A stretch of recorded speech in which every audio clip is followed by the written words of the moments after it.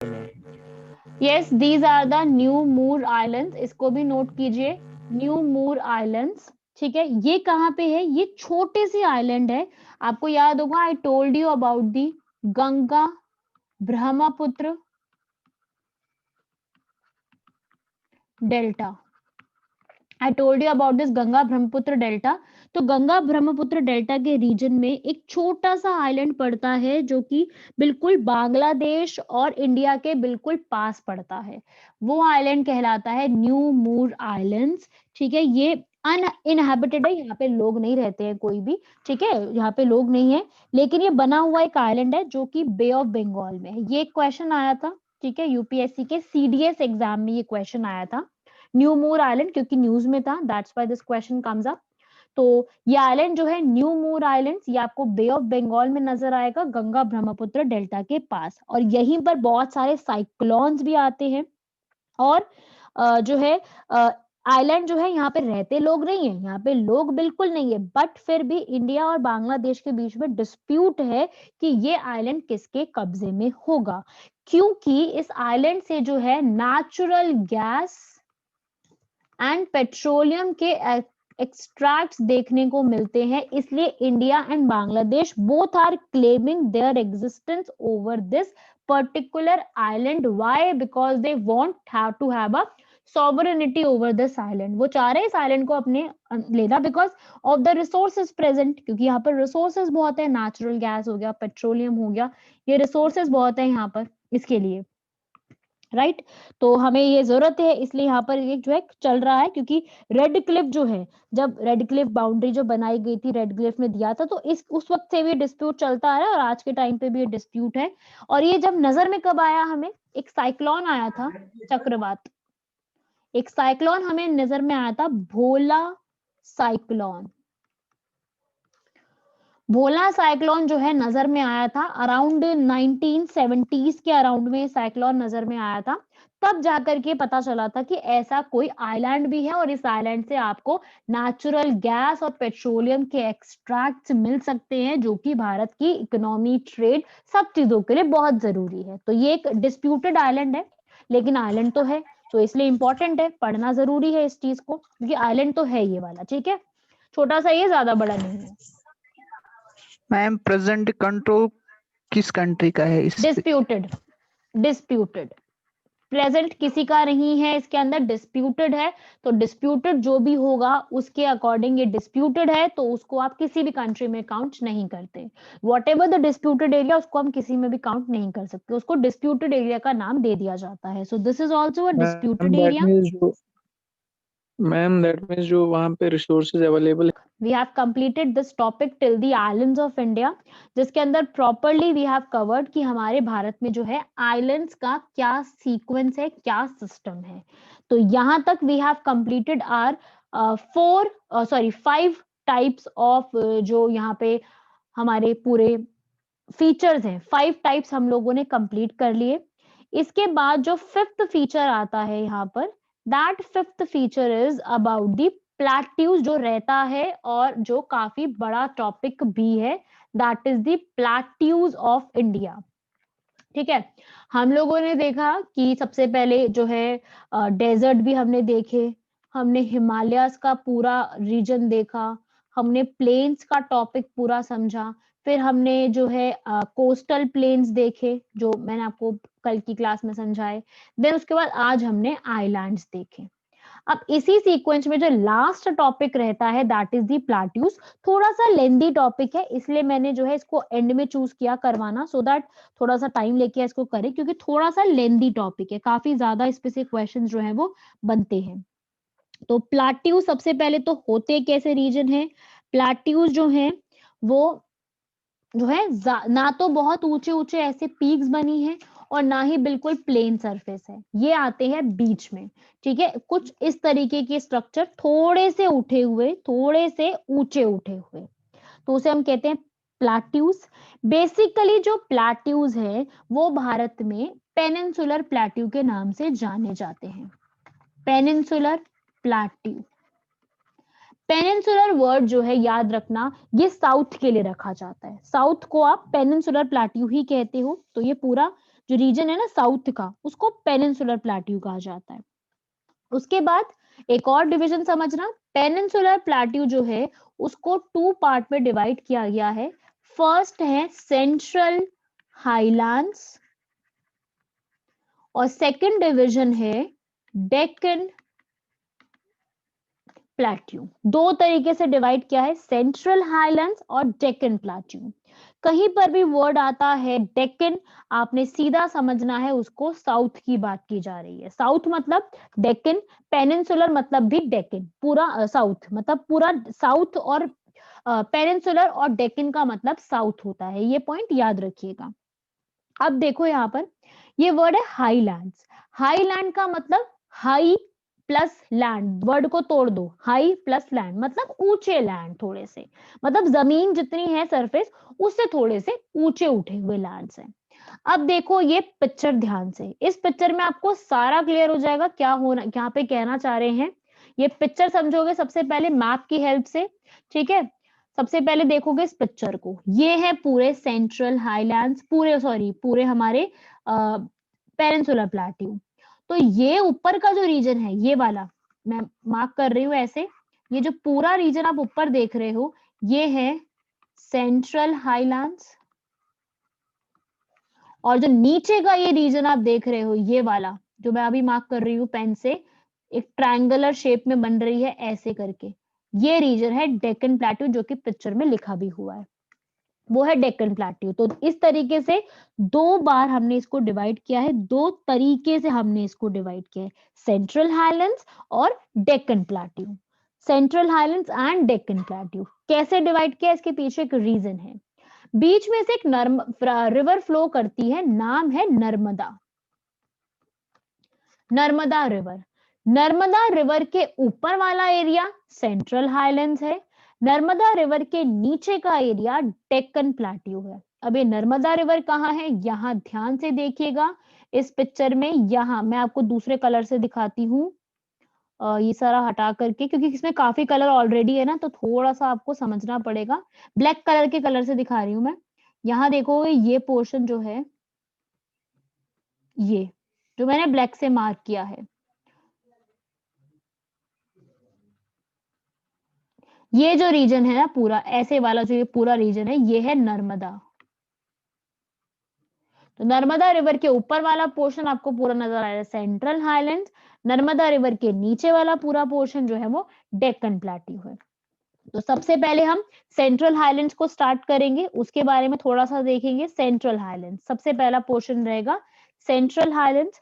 Central word का मतलब क्या होता है, मध्य, सेंट्रल मतलब मध्य, इसलिए इसको मध्य भारत पठार, मतलब हिंदी में प्लेट्यू को पठार कहते हैं, मध्य भारत पठार या मध्य भारत के नाम से भी जाना जाता है। ये इसके नाम है जिस नाम से इसको जाना जाता है। उसके बाद इसी के अंदर देखोगे आगे, अब थोड़ा सा इसको समझने की कोशिश करना। इस पूरे सेंट्रल हाईलैंड के अंदर 4 प्लेट्यूज आते हैं जिसको डिवाइड किया है, 4 तरीके के प्लेट्यूज को डिवाइड किया है। एक है मालवा प्लेट्यू, एक है बुंदेलखंड, इसको इसी सीक्वेंस में अपने नोट्स में लिखो कौन कौन से प्लेट्यू हैं, Malwa plateau, Bundelkhand plateau, Baghelkhand plateau और छोटा नागपुर प्लेट्यू। ये देखोगे पिक्चर में, यहाँ पर इस पिक्चर को भी देखोगे पूरा क्लियर हो जाएगा। ये है मालवा, पहले फिर बुंदेल, फिर बाघेल और फिर छोटा नागपुर। ये 4 तरीके के हैं, मालवा, बुंदेलखंड, बाघेलखंड और छोटा नागपुर। 4 हैं इसके आइलैंड्स जो कि यहाँ पर आपको देखने को मिलेंगे। मालवा प्लेट्यू के इस तरफ है मेवाड़ या मारवाड़ प्लेट्यू, वो अलग है, छोटा सा पोर्शन है, ज्यादा बड़ा पोर्शन नहीं है, वो अलग से रीजन में आता है, ठीक है, इसको आप इसमें काउंट नहीं करोगे। मालवा, बुंदेलखंड, बाघेलखंड और छोटा नागपुर, 4 है इसके अंदर, इन्हीं को लिखना, इन्हीं में याद रखना। अब इसमें और चीजें समझते हैं। अब आप देखो इस पिक्चर को ध्यान से, जो ये पिक्चर सामने बनी हुई है सिर्फ इसी को देखो। तो यहाँ पर आपको इस पिक्चर में, मैं ब्लू से मार्क करूंगी अब, इसके अंदर ये जो आप देख रहे हो ना, ये पोर्शन जो मैं ब्लू से मार्क कर रही हूँ अभी, ब्राउन के ऊपर ब्लू मार्क है, ये वाला जो रीजन है ना, ये रीजन है, इसको लिखो विंध्या रेंजेस। इसको आप पिक्चर बना लो, अपने साउथ इंडिया का मैप बना लो ऐसे से करके, ठीक है। उसमें यहां पर ऐसे से करके रेंजेस के नाम लिखो। ये है विंध्या, उसके नीचे फ्लो कर रही है रिवर यहाँ पे नर्मदा, और उसके नीचे जो ये रेंज है, जो ये वाली रेंज देख रहे हो मेरे साथ, देखो यहाँ पर ब्राउन कलर में, ये वाली रेंज, ये वाली रेंज है सतपुरा।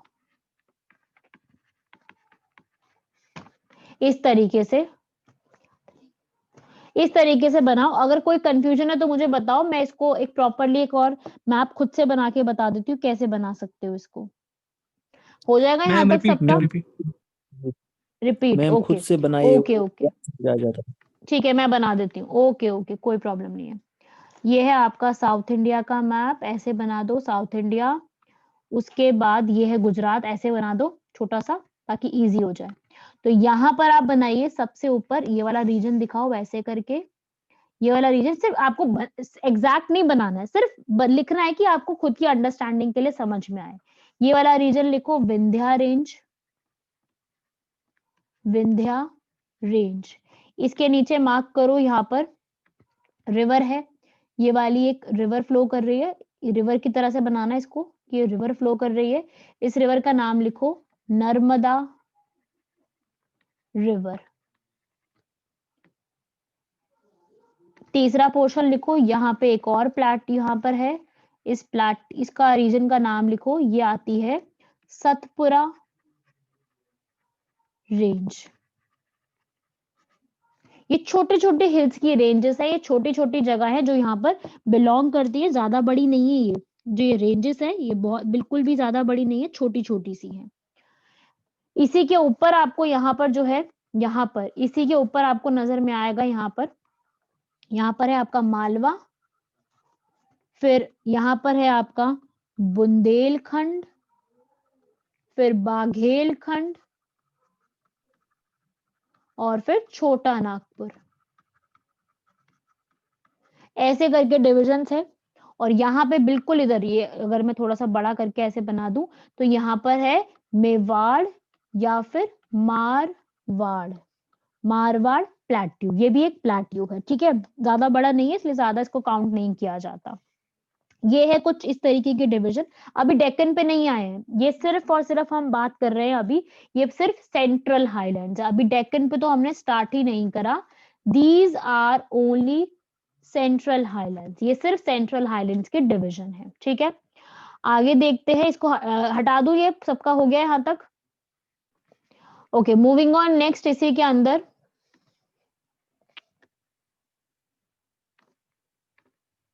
आगे आएंगे, इसमें बढ़ेंगे।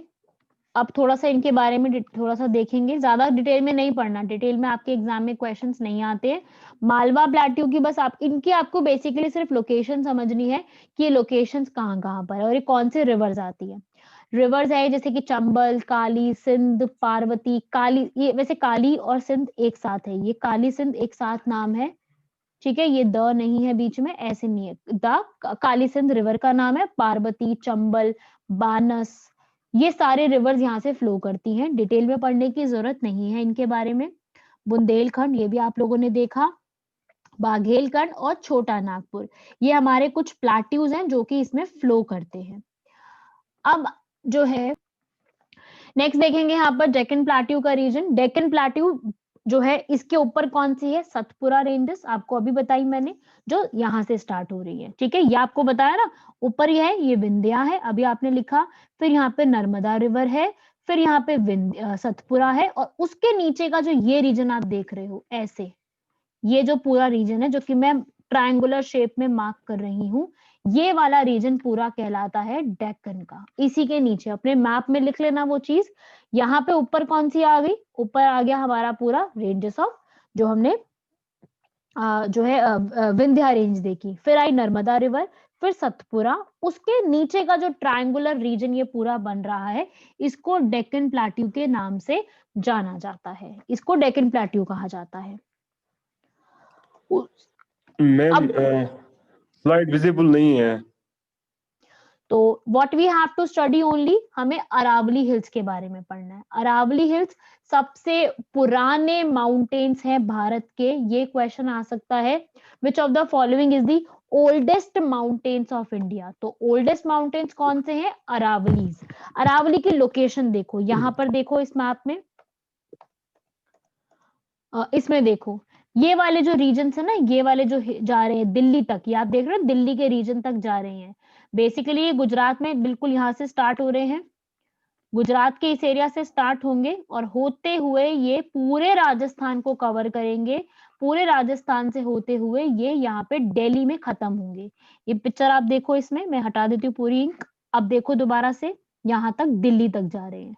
तो ये जो रीजन है पूरा, इसे हम कहते हैं, ये वाली हिल्स है पूरी अरावली। ये इंपॉर्टेंट है, अरावली पे क्वेश्चन आ सकता है। अरावली कहां पर है, कहां से कहां तक है, और इसकी हाईएस्ट पीक कौन सी है, इस पे बहुत बार क्वेश्चन आ चुका है कि अरावली हिल्स के अंदर जो है उसकी सबसे ऊंची चोटी कौन सी है। ठीक है, मैं लिखवा रही हूँ, लिखिए उसको। अरावली के बारे में लिखिए, गुरु शिखर पीक या Guru Shikhar hills is the highest peak जो है अरावली हिल्स की है। कहां पर सिचुएटेड है? माउंट आबू, बहुत फेमस जगह है, बहुत फेमस टूरिस्ट डेस्टिनेशन है। यहाँ पर राजस्थान के माउंट आबू रीजन में गुरु शिखर पीक या गुरु शिखर हिल्स है, जो कि यहाँ पर सिचुएटेड है। और इतनी बड़ा हिल्स जो है ना, बहुत बड़ी हिल्स है, ये काफी लंबी फैली हुई है। गुजरात के पालनपुर से स्टार्ट होके पूरे राजस्थान को कवर करते हुए दिल्ली तक आती है। दिल्ली में बिल्कुल दिल्ली रिज बनाती है, स्टार्टिंग की दिल्ली में पड़ती है। तो ये आपको रीजन यहाँ पे याद रखना है, कहां से कहां तक है। प्लस इस हिल्स की सबसे ऊंची चोटी कौन सी है, पीक, जो कि गुरु शिखर है। इसी में आपको बहुत सारी रिवर्स भी मिलेंगी। ल्यूनी रिवर, आपको याद है कल ल्यूनी रिवर हमने डेजर्ट के एरिया में पढ़ी थी।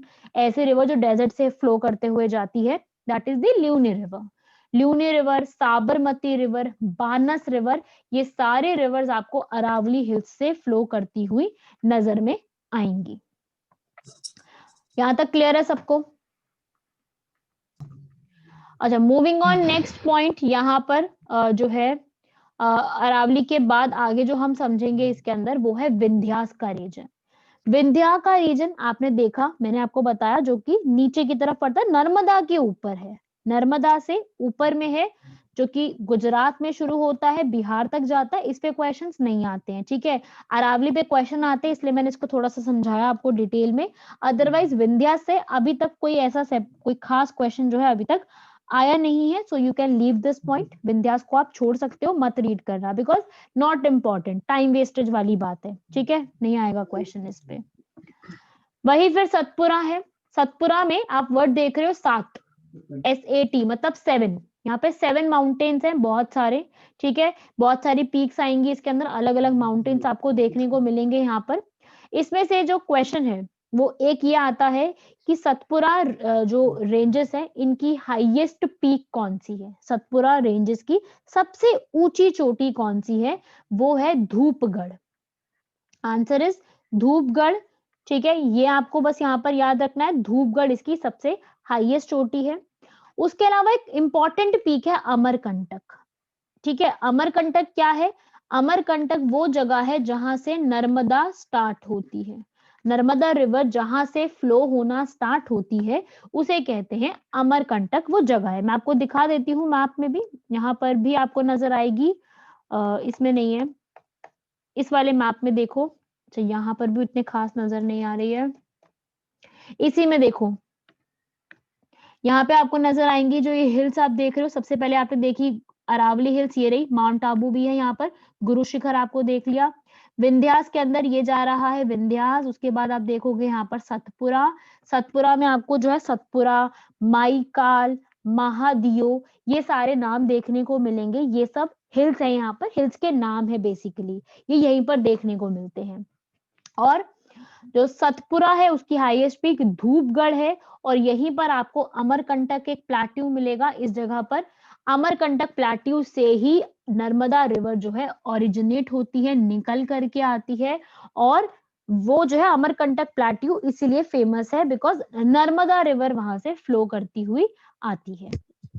तो ये मैम आपको प्लीज रिपीट ओके प्लीज यहाँ पे रिपीट इट। रिवर है यहाँ पर नर्मदा रिवर का जो ओरिजिन है वो है ये प्लाट्यू जिसका नाम है अमरकंटक। इंपॉर्टेंट नेम है Amarkantak plateau which is the source for Narmada Narmada river इसी अमरकंटक प्लाट्यू से जो है वो निकल करके आती है। वो यहीं पर ही सतपुरा रेंजेस में ही आपको अमरकंटक प्लाट्यू नजर में आएगा। ये आप यहाँ देख सकते हो Amarkantak plateau is another important peak. तो ये आपको यहाँ पर याद रखना है सतपुरा हिल्स के बारे में। यहाँ तक क्लियर हो गया सबको?